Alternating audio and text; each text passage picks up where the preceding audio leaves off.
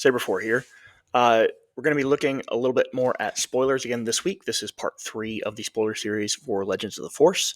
And this time we're seeing a lot of stuff, and we'll just kind of highlight them as we go, featuring things from the Fallen Order and Survivor video games, as well as the Star Wars High Republic. We're starting to see some of those filter in as well. So just some kind of cool notes as we go, but let's go ahead and get into it. With each of these videos, we're going to see the same kind of series of content. Leaders, this time we've got bases in it, units, events, and upgrades. This time we also have the highlight decks list, and I'll take a look at a deck build. Before we get going, if you have not already, please subscribe to the channel. It really helps out with growth. We've gone over 800 subs this week, and I thank you very much for being a part of it. If you are one of them, and if you are not, welcome. So let's go ahead and dive on in. Couple of leaders this week. The first is going to be Mother Talzin. Mother Talzin is the leader for the Knight grouping. Knight is going to be one of the things that we have seen some of so far. However, we are now starting to grow that tribe quite a bit. She is going to use her Force token and shrink units. So she has an action that you use your Force and you give up that Force token in order to give a unit -1/-1 for the phase.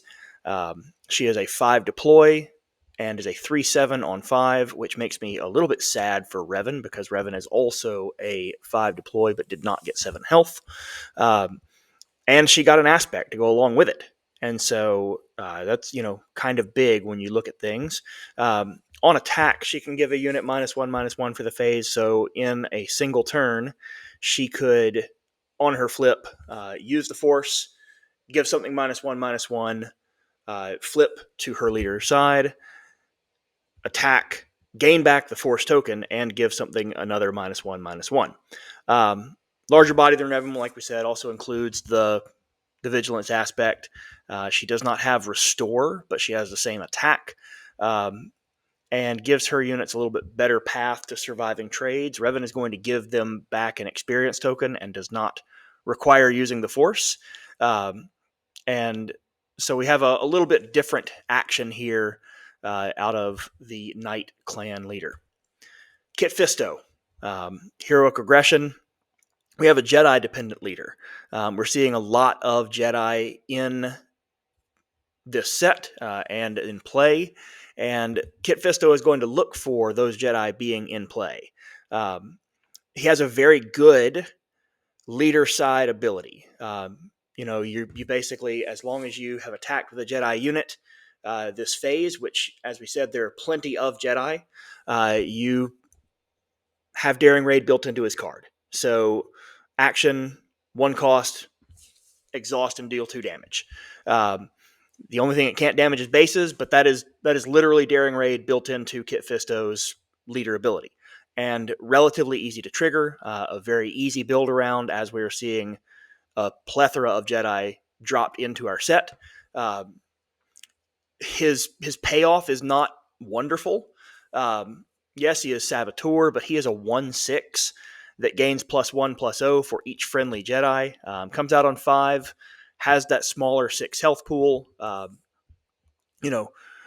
This is a coordinate-esque ability because you're going to want to have a couple of units at least to get him just to a 3/6. And a lot of these Jedi that we're seeing, flooding the board with them, especially this early, might be a little bit difficult. So you're probably not looking for this guy to come out and be a 4 or 5 attack. Stats are just kind of small. The base body is sturdy, but the ability is quite nice. Like we said, that is Daring Raid built in as long as you have attacked with a unit. We got all 4 rare bases this time. So we knew going in, and I'm going to clip back very quickly to this front page. All of the regular bases are going to have this same text. When a friendly Force unit attacks, the Force is with you. So you create your token. Tokens are 1 at a time, and you use your Force token and give it up. You attack with a Force unit in the case of the regular bases, and you get it back. All of the common bases share that 28 health pool. All of the rare bases share this same 25 health pool. Let's look at these a little bit before we move on from them. Just wanted to kind of talk about them and rank where they are. Virgins Temple. When you control a unit with 4 or more remaining HP, the force is with you. Well, that seems relatively easy right now, especially given that they are actively attempting to make a little sturdier turn 1 plays. We're going to see, even in this slideshow, several 4 health turn 1 plays.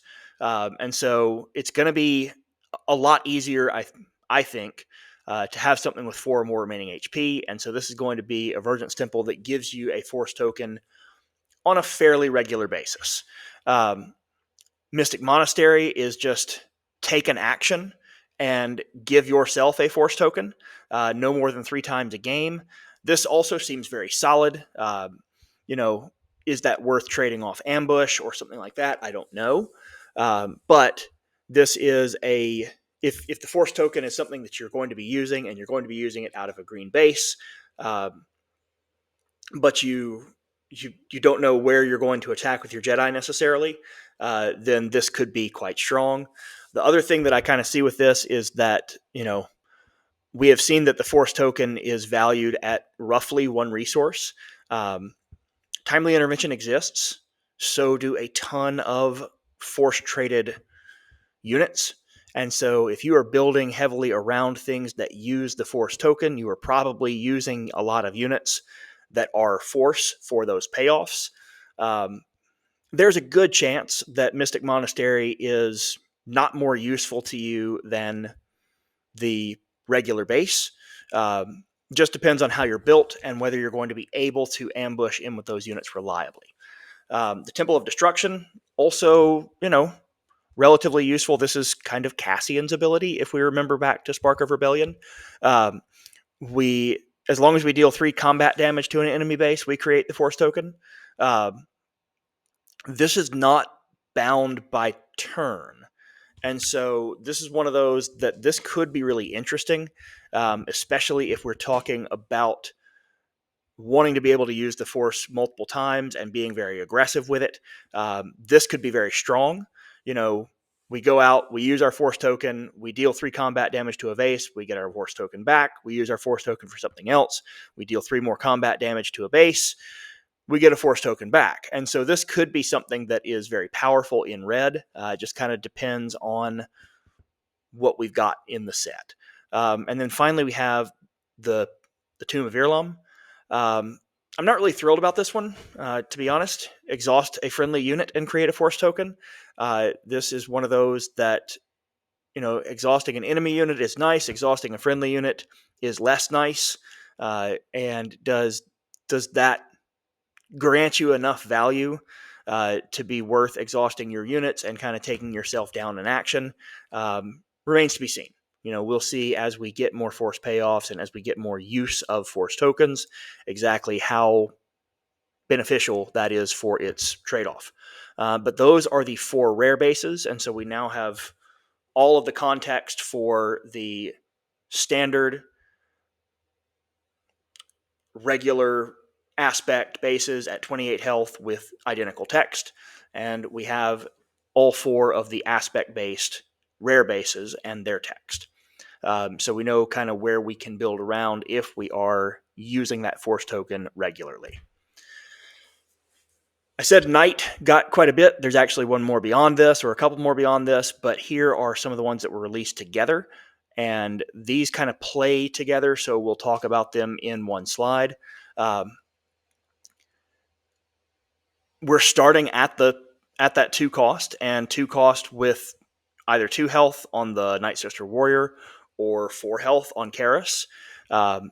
We can see that Karis has that 4 health that we were talking about. So if you were playing, for instance, the double blue, or if blue was just your base color and you were playing something else with it, you are able to put her down and just get a force token as long as she is not damaged by ping or attack.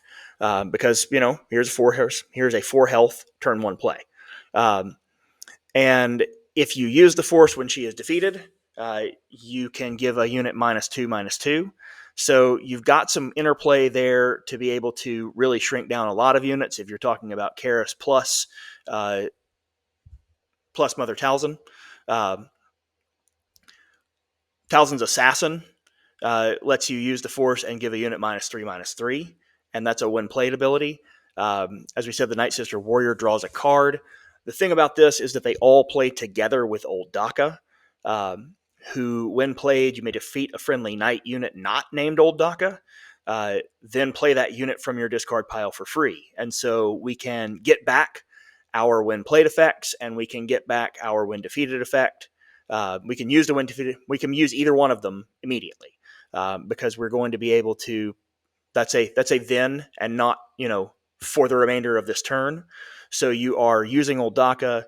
You are getting a unit back at its full health, and you are reusing its effect. In theory, you could play this with Thrawn, especially if you were playing with like the when defeated effect, and be able to double trigger it. Though you wouldn't be able to do that with a lose the Force token because you can only have one. Great stats on Old Daka. This is the same stats at cost that we see with Poe. And Poe, as we know, is a monster of a unit. This just moves all of the things that happen to when played, and she does not have the ability by herself to jump to an 8 power or to strip upgrades. But quite a good unit in blue and in blue villainy in a spot that did not have those kind of stats. Yeah. Creatures. Got a couple of big creatures this week. One of them is very attuned towards that Kanan and Ezra play, and that is Doom. Doom is a double aspect force creature, and 2 is not a huge stat line for attack. I usually would like a little bit more out of a 4, but 4 is kind of the last spot in my deck where I am not necessarily looking for a when played immediate impact to the board, but he still has one. Because if you do not get rid of this guy, each non-vehicle unit gets an experience token at the end of every round. And that can be just backbreaking in one of these decks. If you chain Ezra into it, you put down Doom, you play Ezra, or you attack with Ezra. Ezra gives him an experience token because he is a creature. Now you're looking at a 3/8, which is going to be very, very difficult to remove at 4. It's well above the threshold of takedown. If we're talking on curve and they're on curve, you're not going to be able to remove it with Vanquish. You're below the threshold for being able to do. You're below the power threshold for Fell the Dragon, and you're 2 cards away, or you're 2 resources away from Rival's Fall. So you're going to have to soak a lot of damage into this thing in order to get rid of it immediately.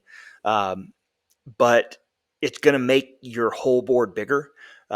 Plus, it's a creature and it's force, and so you have a lot of different methods of this thing kind of paying off. Since it's double blue, there's a natural partnership here with Bendu. And if you're playing it with Bendu, if Bendu comes out first and Bendu gets an opportunity to swing, or if they've cleared your first Doom and Bendu comes back with an opportunity to swing, that's Doom for 2, or that's Anakin Skywalker, who we saw in the last cycle for 4, and both of those things can be pretty crushing. So there's a lot of good play here, and you're getting some gas for Heroism double blue, which was not really a deck type that was terribly well played so far. And then we have Ogdo Bogdo. This guy is a nemesis from from any of the Jedi Fallen Order series. He was an absolute pain to deal with every time you encountered him. Half the time you encountered him too early to know what the crap you were doing, and then he would just annihilate you. This is now the highest stat card at 10 stat points that we have at 3 cost. We're talking something that we don't generally, one of our other kind of firsts for 10 stat points. That mark is Lone Pike, who is less attack, at 4 and 6 health, but he is a 4 cost. And so at 3 cost, a 5/5 is the biggest thing we've got. The useful side for most people is, or for most opponents, is that he cannot attack unless it is damaged. And so if you can sink 5 into it at once, then Agobagdo will only deal your 5 back, or deal with takedown or whatever he's done with. Otherwise, if this unit gets to attack and it defeats a unit, which it's going to be pretty good at doing since it has 5 attack, when it attacks and defeats a unit, it heals 2. So as long as it is attacking into something that does not kill it outright, it's going to be healing back and be a real nemesis. Keep in mind that, Ezra can give this an experience token. Kanan can shield it. And so there's a lot of different ways that this can work. This also works great with like a Han 2 blue, because you're putting down a 5/3 on turn 1 and putting down something that, if they left a 2 attack on the board, it'll just consume it and still be a 5/3 that waits to eat more cards. So this is a real nemesis in Han 2 blue. And we'll see kind of where we go from there. I have not built the Han 2 blue yet. That is not one that we will do for this week, but this is definitely a thing that is a high priority to put in it. All right, we're going to talk about heroic units. We'll get a set of villainy units. We'll get a set of just others. So a couple things that we see here. As we said, we're getting a lot of units. We see both red and blue getting units at 2 cost with 4 health. I don't know why we thought that aggression needed more power into control. I don't know why that was a thing. But when an opponent plays an event, if you've got Adi on the board, you deal 1 damage to an opponent's base. So even if they use unit-based, or even if they use a control-based card to remove her, she still sees the trigger and will deal 1 damage back. Yaddle is a great one to kind of start out. This is a Force Jedi Republic with Restore 1, and he grants Restore 1 to everything with Jedi. As you notice, as we kind of go across the top here is a Jedi unit in both a fighter and a capital ship. Kit Fisto's Aether Sprite, which is Saboteur 4/5. 4/5 is one of the biggest bodied fighters that we have, kind of along with Obi-Wan's Aether Sprite. But this comes in with the idea that we also can defeat any number of upgrades on a unit. And so 2 cost higher, but this does a lot better body than what we had with Disabling Fangfighter. This is definitely something that you can look at if you were playing, say, the Luke from Jump to Lightspeed. It's a very big fighter, very powerful tool for Luke to have. And to be able to strip out upgrades when played is quite nice. The Paladin Training Corvette, Force is going to be something that you're able to use and utilize. There are, I think they said 80-something different things that are Force. And if we look at the rest of this, everything that wasn't a vehicle on this page is Force. So when played, give an experience token to up to 3 Force units. 3/5 is not a very big capital ship for 5, but giving you 6/8 worth of stats is pretty big. And so that's kind of the trade-off, and how you have to understand this is that if you are going to have multiple Force units in play, this can give you up to 6/8 worth of stats. Down here at the bottom, we have 3 that are here in yellow. Depa is Vader's stats of ambush, and does not go get things, but comes in a turn earlier, gives you Darth Vader stats and ambush, and that's not a bad place to be at 6. This is a very solid unit, and it's Force, it's Jedi, it's Republic, it's a lot of things that are well keyworded. If we knew nothing else about it and we gave it ambush, that's pretty good. When we give it 7 health and we give it 5 attack and we put it in on 6 instead of on 7, that is really, really solid. The J-type Nubian, nah, I'm not thrilled. When played, draw a card. When defeated, discard a card. If I'm already emptying my hand, maybe. But otherwise, 2-4 on 3. I don't know. This one's probably a pass for me. The Youngling Padawan. This is showing you another different way that we can create force tokens. And I could exhaust this later if I'm using a yellow base and get a force token back, or I could just attack with it in a 28-point base and have gotten my force token the first time. I don't know why I'm not just playing these in yellow if I need a yellow base. Anyway, and then finally Keller and Beck. 7/7 is a good stat line. Being able to search and play a card for 3 less is a nice stat line. This does some things that are very good. This does some things that are not very good because this, again, does not have an immediate board impact. If I put down a Sentinel along with it or something like that, then, I've done at least something that impacts board state right now.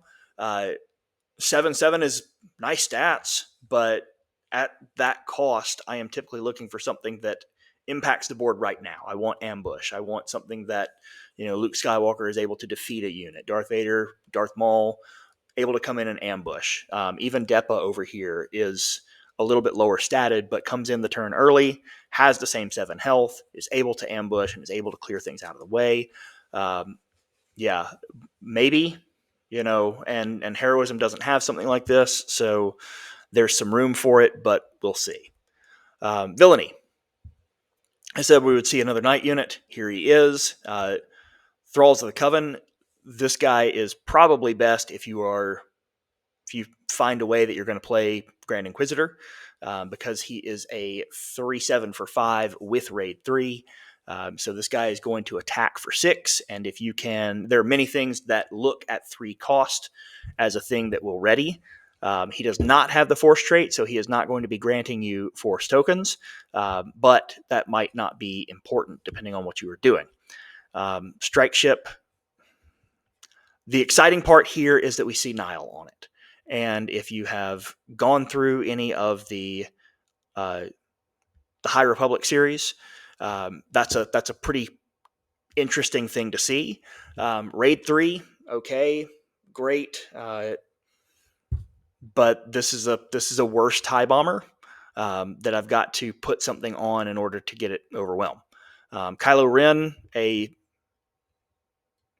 interesting choice for a 2/3 with just villainy. He's Force, he's First Order, so a relatively smaller grouping in First Order, and Force, something that we definitely want to have. When we play an upgrade, we can buy back that card if we use our Force token. And so if you're putting something like a lightsaber on him and kind of suiting him up, you can do so without costing yourself that extra card. Acolyte of the Beyond, both on attack and when defeated, create a Force token. This is Sith and not Force, so it doesn't attack and generate its own, but you do get one by playing it, and you get one when it is defeated. And then finally, Pong Krell, another of these 7 cost. This is an interesting little oddity because, again, at 7, I want something that impacts the board right now. This does not. You're going to be able, if you attack with this guy, to complete most attacks. Most things in this game do not have 9 health on the ground. You're going to survive that attack. And because you survived that attack and Grit is active, you now have damage on this unit. Well, you did 2 damage into something.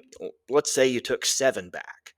Well, if that unit has less than 9 health, or has less than 9 power, you're going to be able to defeat it. But this doesn't impact the board right now. You have to give this ambush, and you would have to do it through playing another card in order to make this something that is an immediate board impact. Other than that, yeah, like 7 is a lot to pay for something that doesn't change the board state. More just units. These are not bound to one side or the other. We see another couple of knight units here that can be played in the opening turn.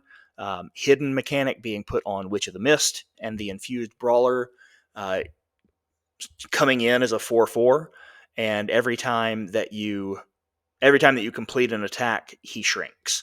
And so, if you attack the base twice, he's going to be a 2/2 at the end of it.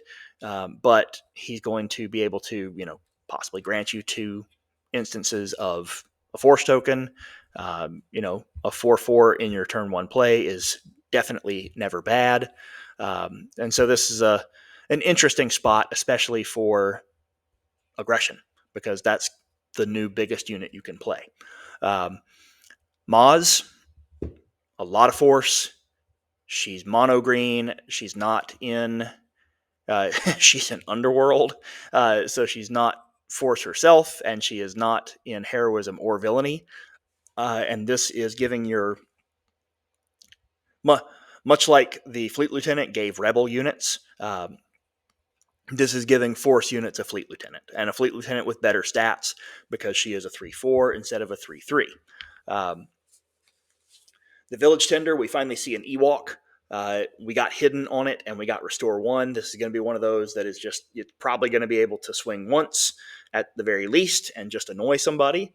But having Restore 1 is never bad. Having Restore 1 for 1 that cannot be attacked is annoying for your opponents to deal with, just because it's unlikely to be able to be cleared, and this is just kind of a cheap little dirtle. But yeah, it's a interesting little card. I don't know that it'll be in much outside of sealed play, but we'll see where that goes, because it did not get creature. And finally over here, Churret. And Churret did not get heroism. And so he is also a fringe and out there in mono blue. At a 4 cost, 3/5 Sentinel. Okay. But a 3/5 Sentinel, if you've got a force token who is able to shrink incoming damage by 2, that's a lot more powerful. And so that gives you an opportunity to get something that they've got to pump 7 into him in order to defeat him. And that's very thematic with the original Churret leader. He did get force, so if he attacks, he's going to be able to gain that force token back. And you could, of course, put lightsabers, other things like that on him that deal with force and give him a little bit more life pool to contend with. All right, events. I broke these down into a couple of things because one of them that we see here are lightsaber stances, and we see a lot of different locations and aspects not in the game sense, but a lot of different places that this set came from. Because, we have the High Republic, we have Fallen Order, we have the clash here between Qui-Gon and Darth Maul, and we've got some things that are just scattered all over the place. So this is a great set that folded in a lot of different Force users from various locations. But these stances are kind of thematic to their different colors. Suretsu gives you a Surisu. No, there's no T in that. Surisu stance gave us a play a force unit from hand, give it a shield. And so for 1, we bring out, I bring out my Obi-Wan for 7, and I give him a shield token, and now he is a 4/6 shielded sentinel that gives something to experience tokens. And as much force as I've got on the table, he probably gives it, he probably draws a card back. So this is very thematic for blue. Ataru Onslaught readies a force unit with 4 or less power. This is incredibly powerful for something like Grand Inquisitor, because now we have the ability for Grand Inquisitor to come out on his flip turn, attack and ready something, be readied by Ataru Onslaught, attack and ready something. And so you can have a deck like Grand Inquisitor now that has for a relatively cheap cost. The ability to just kind of keep on churning, especially at that flip. And so he really, this is something that can be very powerful for that deck. Remains to be seen if we can build something that kind of gets around the value trading that doing 2 damage to your own units does. But this is something that could be very beneficial for that.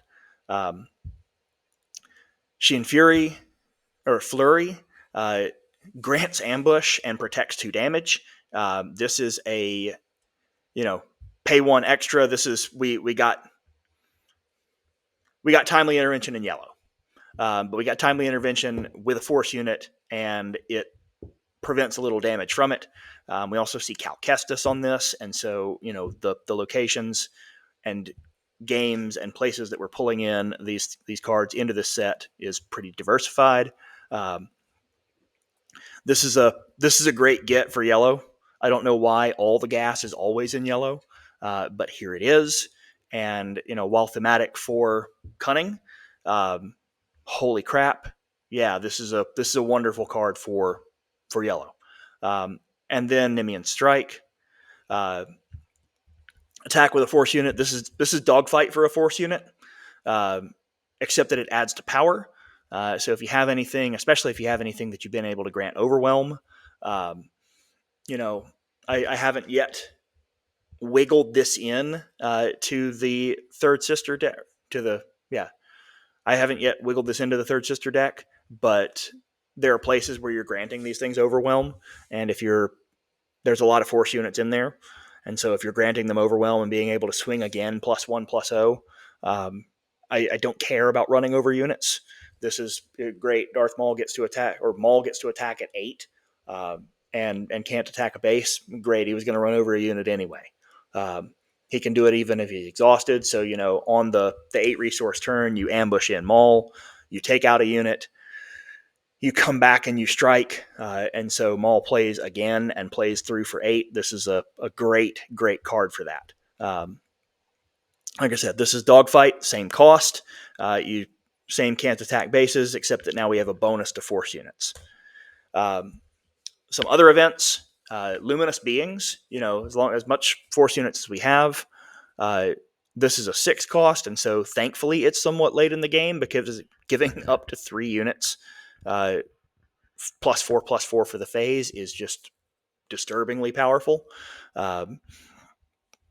Directed by the Force, just play a unit, don't lose tempo. The Force is with you. This is strong. This is the ability to just get a Force token for 1 resource. That's kind of the value that we have assigned it. And then if we use that Force token for some kind of effect, then we've used that resource. But that's how we're getting it. Impossible Escape, again, neutral yellow. Exhaust a friendly unit or use the Force, and you can exhaust an enemy unit. Exhausting an enemy unit for 1 is perfectly acceptable. If you've got some unit that is not going to, I will trade exhausting a cheap unit that only has a couple of attack to exhaust your big thing. Perfectly fine with that. But if you do either, then you both exhaust a unit and this replaces itself because you draw a card. That's a pretty powerful effect. And then the Will of the Force. You can return a non-leader unit to its owner's hand. If you use your Force token, you also force a discard. And so this can play well into that yellow-red discard strategy. I know Quinlan has kind of fallen off favor a little bit, but that yellow-red shell that runs some Force units, runs Force Throw, runs discard, already has things in it like Ahsoka, who is a Force unit. If I've got you empty, and now I return a unit to your hand, and because I used my Force token, that's the unit that you have to discard. That can be a very, very well-timed, especially if it's well-timed, can be a very powerful effect because it removes, for one more than Waylay, it not only removes it to your hand, it can take it out of the game, or take it off not out of the game, but out of your hand and out to your discard. Anyway, that's a pretty powerful one if you play it right. Upgrades and utility. I threw Eth Koth in with utility here because uh, he is a heroism version. Not quite the same, but a heroism version of the Super Laser Technician. Use a force token when he's defeated, put him into play as a resource. Yes, he's one more cost. Yes, you have to do a thing, so you have to have a force token when he goes in to become a resource. He does not come in ready, and so it's a slightly different ramp, but a 3 cost for a 2/1 wasn't a very significant body when we talked about a Super Laser Tech. A 4 cost for a 5/4 is something that I'm always willing to pay, especially if I can bring it in a way that I know he's going to be used up, and that I've got a force token ready to make him a resource. Yeah, I will play this on 5 to get to 6. Timely intervention, attack with him. Oh, hey, look, I happen to be using a base that grants me a force token. Look at my nice little pretty force token. This guy was defeated. Let's go ahead and put him back as a resource. Now I've got my 6 to be able to deploy a leader. I'm doing pretty well with that. Qui-Gon Jinn's lightsaber, +3/+1, is small for a saber, but precedent, because we've seen Darth Vader's lightsaber and we've seen Luke's lightsaber that have similar stats, especially at 2 cost. Being able to exhaust any number of units with a combined cost of 6 or less means that Qui-Gon can shrink down the attacks and really mitigate what's out there for a smaller board, or especially a wide board. This is very, very anti-aggro. But keep in mind that Qui-Gon Jinn, the versions of them that we have, one of them costs 7, and one of them is a flip at 6 leader. So, you're going to have to flip the leader and have him on the board before you can play this. So there is some, kind of back of your mind, if you're playing against Qui-Gon leader, know that you're going to have to contend with this. And then finally, the Sith Holocron, attached to a force unit, gives a bump if you damage one of your own units. Nothing too spectacular about this, but it is a way to get 3 more. Plus, it's an on attack, and so it would work with something like Hot Shot Maneuver. A lot of different things we can do with this. Last couple of things. Number 1, we got the highlighted deck lists. And so not only do we know from this what is going to be in the highlight decks, but we also know what is going to be reprinted for the highlight decks. So with Qui-Gon, I'm just going to really kind of cover what we see in the reprints. We got a reprint of Sneak Attack, we got a reprint of Ahsoka Tano, and we got a reprint of Maz Kanata. With Darth Maul, we got reprints of the Fallen Lightsaber and Count Dooku, and Force Choke. And so there's also the Tri-Droid Suppressor in the Qui-Gon list, and it's hard to pick out the stars at times. But we do have a few things that are being reprinted, and so, while we see quite a bit of lightsabers going into this set, the fact that Fallen Lightsaber is here means that I expect Jedi Lightsaber will be as well, just kind of down the road. But we'll see where that goes. Anyway, these are now available to kind of figure out where they are, and most of these cards we have already seen, and so, it's easy to kind of pull these together and start kind of playing with them and figure out how the set works, how the mechanics work a little bit, and I'm very happy to see these already up. Last, I've got a deck that I'm working on. I showed you a version of this that was pretty similar last week. I've made a couple of tweaks to it, especially as a nod to the fact that we are seeing a lot of play of lightsabers, experience tokens, shield tokens, things like that, especially on these leaders that we've seen so far. 3 confiscates went into the main, and 2 disabling Fang fighters. I'm considering more upgrade hate in this because, this is honestly, I probably could drop either of the stormtroopers, and I would say, and this is looking at it and talking about it live, I would probably drop the Death Star stormtrooper in favor of instead of the First Order stormtrooper, because Allegiant General Pride does not care who did the indirect damage. And so when that First Order stormtrooper does things, as long as Pride is on the table, that indirect damage, if it's done to something with an upgrade, means that he can peel the upgrade, as long as it is non-unique. So I would probably drop the Death Star Stormtrooper a little bit in favor of either more disabling Fang Fighter or something like Power Failure, to be able to kind of scrape some upgrades off the table. You could also do that in this deck with Aggression, but Aggression is going to be in that same 6 spot right now that you have with Palpatine's Return. I updated and put Arquitens in this because this is a deck that would like to get to Devastator a little bit earlier. Palpatine's Return also lets you replay Maul, any version of him, and get him out there.